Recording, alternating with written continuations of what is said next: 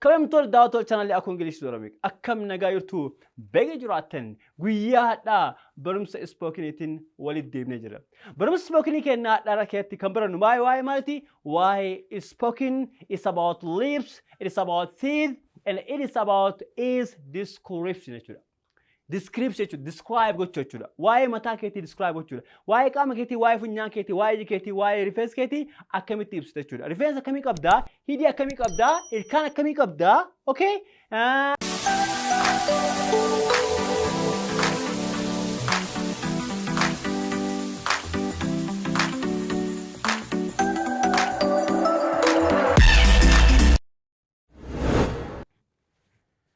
Hello ladies and gentlemen, welcome back to our YouTube channel Aku English with Oromic. I'm Aku from School of American English. My dear sisters and brothers, how you guys? How's the life? How's everything, man? What's new? What's cracking? What's up? How you doing, guys? What's going on? You okay? I hope so. You fine? I hope so. Today it is mainly the class of spoken class. In the past time, we have seen about how to describe. Actually, this topic is about what? It's about description. How we can just describe our parts of body, our physical appearance. How we can describe our character, our manner, our appearance. Today, we're gonna learn about this class 4, class 2. Yeah, 3, 4. Yes, 4. This is the first class. This is class 4. Cause in the past time we have seen about how to describe our hair, how to describe our physical appearance, and how to describe about eyes. You see, guys, I hope you have learned so many things from the past class. Today also, you're going to learn something very new. Something very new.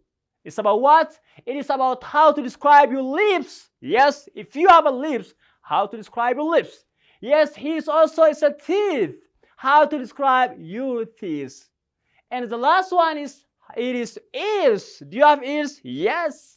If you have ears, now if somebody asks you to describe your ears, how are you going to describe, guys? Yes, this is all in our today's class. And I hope you will learn so many new words and there's so many expressions from our today's class. My dear sisters and brothers, please stay with me until the end of my video and don't forget to subscribe, like, share my YouTube channel as before.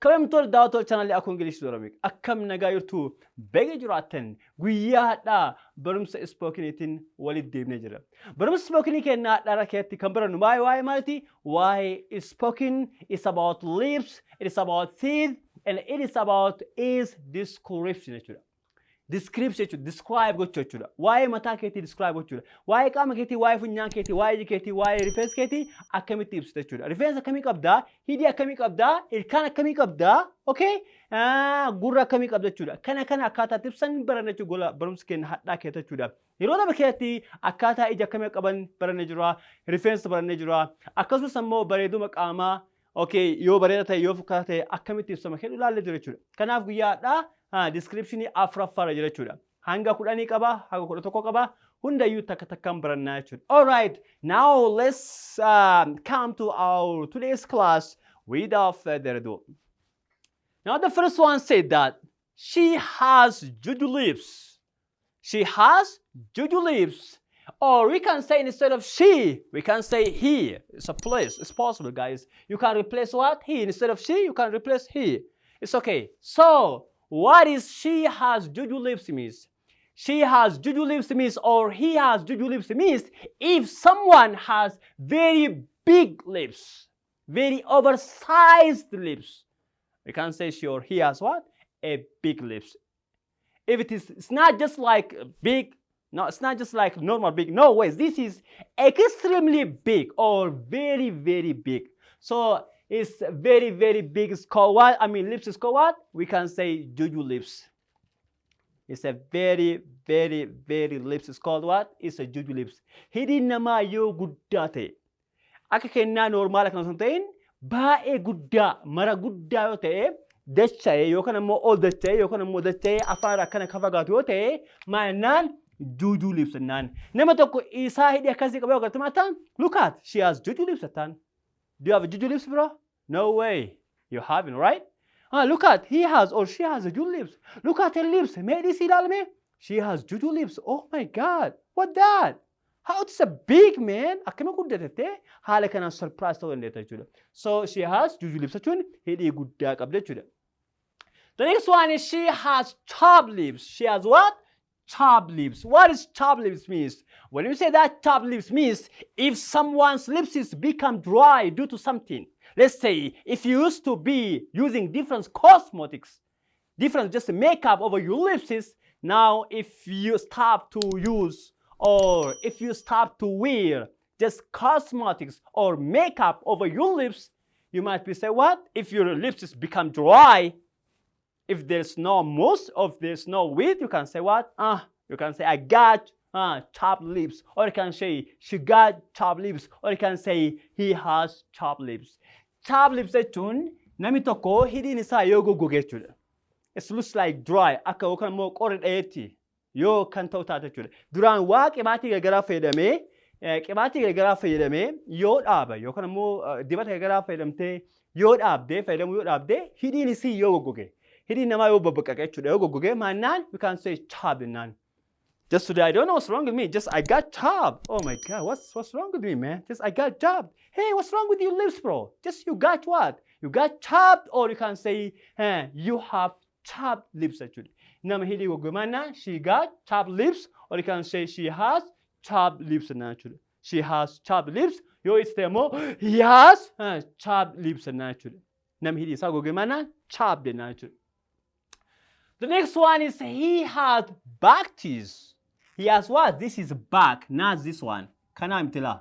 Okay? He has back teeth. Guys, what is he has back teeth means? He has back teeth means if someone's upper or the two upper, teeth is out of your mouth, if it's really very big in size, if even you cannot control within your lips, if you cannot just control with your lips, that is called what? Back teeth. The two uppers big teeth. It's called what? Back teeth and natural. Okay, back jechuun ilkaan namaa, you see guys? Ilkaan namaa gubbaa jechuudha. Ilkaan namoota yeroo baay'ee agartan jiraatan lamiin gubbaa kun jechuudha. This is front teeth jechuudha. Kan fuuldura front lamiin gubbaa kun yeroo ala ba'u agarta jechuudha. Baay'ee guddaa jechuudha.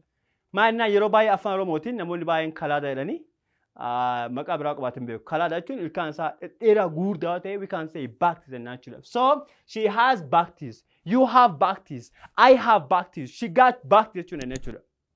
Waliigalaa clear guys?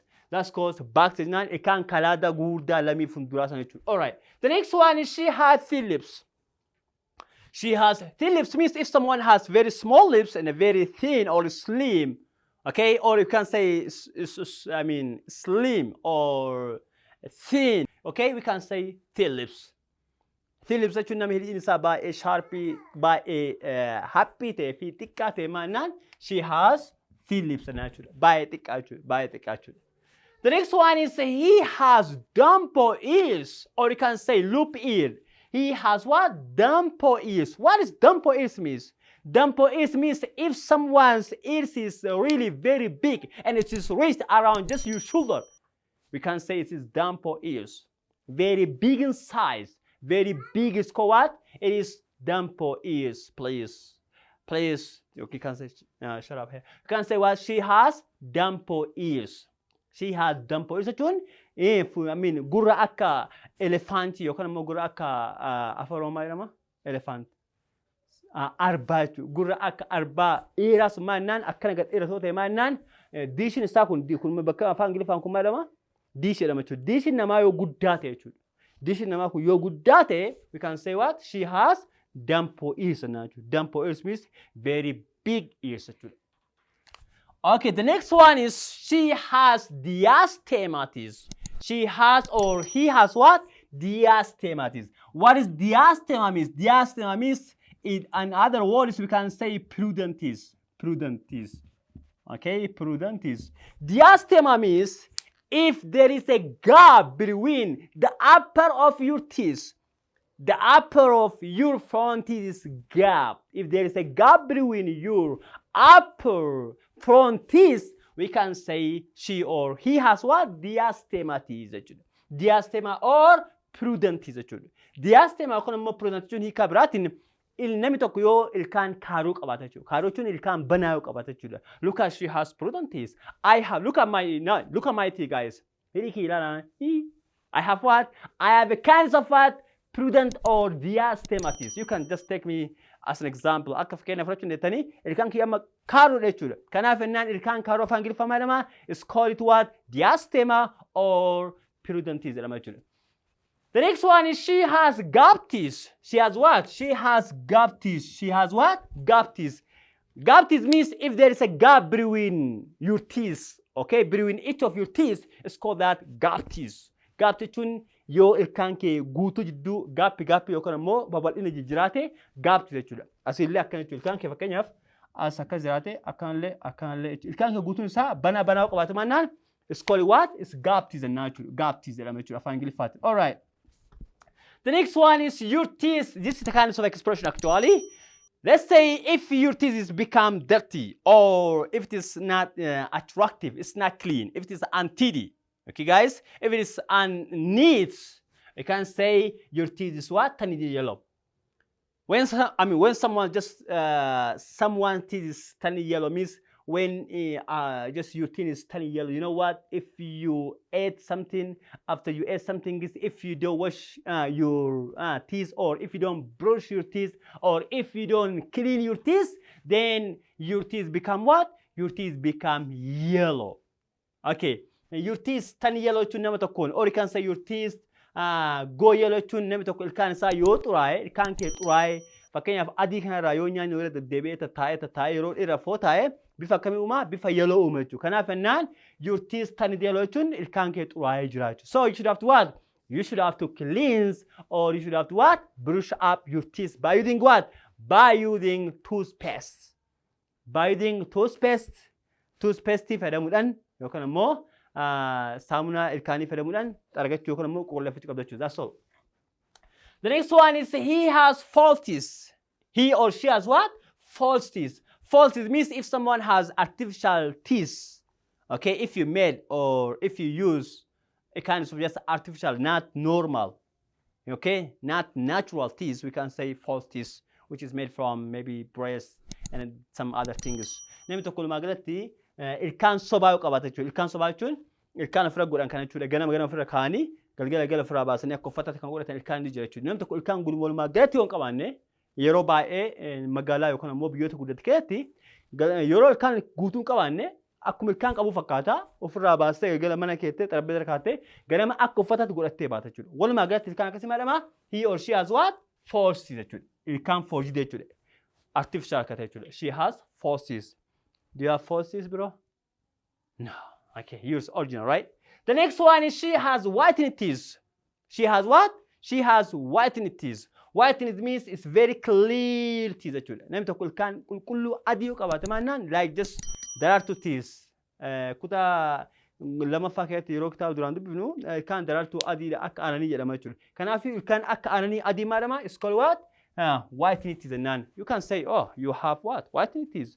I have what? Whitened teeth. She has what? Whitened jettee haala kanaan dubbachuu hin dandeenye jechuudha. The next one is he has double or extra or overlapping teeth. When you say that she has double extra overlapping teeth means if someone's teeth grow to each other. If one teeth grow on the other's teeth, it's called that overlapping or double teeth jechuudha. Beekamaan yeroo baay'eetti ilkaan nama tokko irratti grow yoo ta'e jechuudha. Warratti yoo guddate maadhama overlapping teeth yookaan immoo double teeth jechuudha. Double teeth jechuudha yookaan immoo extra teeth jechuudha. Ilkaan tirfii jechuun it's called what? Extra teeth jedhama jechuudha. All right. Ilkaan nama tokko yeroo akkas ta'an yeroo baay'ee meeluu maal jedhama jechuudha. Maa'ile jedhama jechuudha. Tokko ka duraanii osoo jiru ka biraatti irratti guddate sanatti maadhama maa'ile jechuudha. Yes. Yookaan gubbaa yookaan keessa yookaan jala yookaan akkas jechuudha. Keessan boona. That's called what? Like what? Like a shark teeth jechuudha. You know shark. You know, shark fish, bineensa shark fish jedhamu jira. Fish yookaan immoo ka bishaan keessa galu qurxummii guddaa jechuudha. Ilkaan isaa kun ala bahee kun ala keessa akkas jechuudha. Ilkaan akkasumaan it's called that double teeth yookaan immoo sharp teeth jedhama. I mean extra. The next one is she has small teeth. Small teeth is normal teeth. Ilkaan nama tokko xiqqaa ta'e we can say she has small teeth. Yoo mugdate maanaan she has big teeth. Big teeth jechuun karaa osoo hin gahin xiqqishuma bakka guddaa ta'e we can say big teeth jechuudha. Ilkaan nama garii just like what we call it this one is like a mouse akka hantuuta akka raatiidha. Ilkaan namoota garii xiqqaa.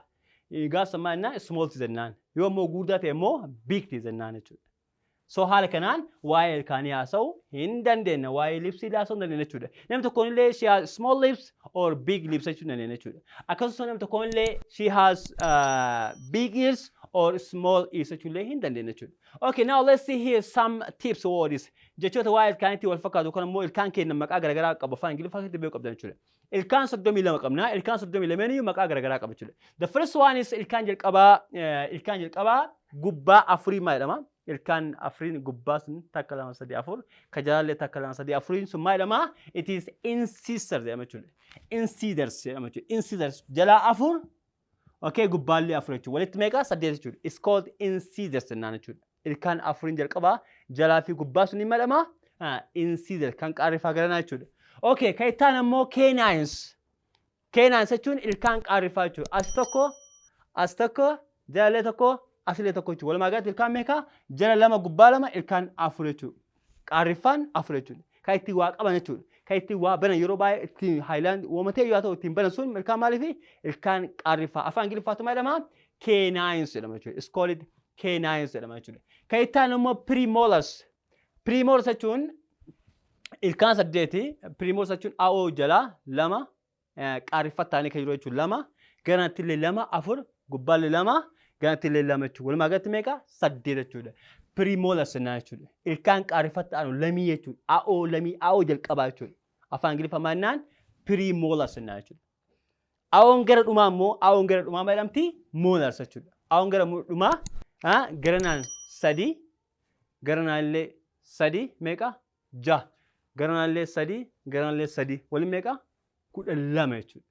Gubbaan haallee premolars isaanii premolarii meeqa sin jedhe lama mire ammoo molars ammoo 3 isarraan ammoo 5 jechuudha walumaa galatti jechuudha. 5 jechuudha walumaa galatti jechuudha.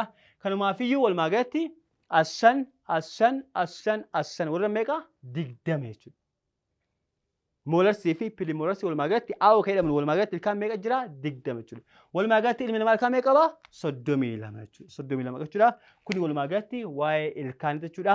Asirraa kaafee ilmi tokko ilkaan yoo cabsatee ilkaan irraa bu'e we can say I got yoo barbaade ilkaan irraa bu'e jechuudha. We can say I got what missed jechuudha. I got missed jechuudha.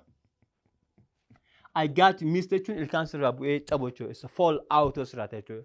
I got missed out jechuun ilkaan irraa bu'ee jechuudha. Yookaan immoo ilkaan hin qabu jechuudha jechuudha. Walumaa galatti barumsi keenya kanadhaa waa'ee lipsii, waa'ee tiizii, waa'ee irsii kana fakkaata. Very clear class, guys. If you have any doubt over this, any client, any complaint over our today's class, you can ask me any times. This is all what I have for you for today. Thanks a millions for your time and patience, my dear sisters and brothers. Barumsi hadhaaf qopheesseedha kana fakkaata. If you have any question, nagaafachuu dandeettan jechuudha. Ammaaf nagaan tura. Love you all. Bye bye. Hasta la vista. Cheerio. Tata. Adios. Bye. So long. Peace out. Love you all. See you next time.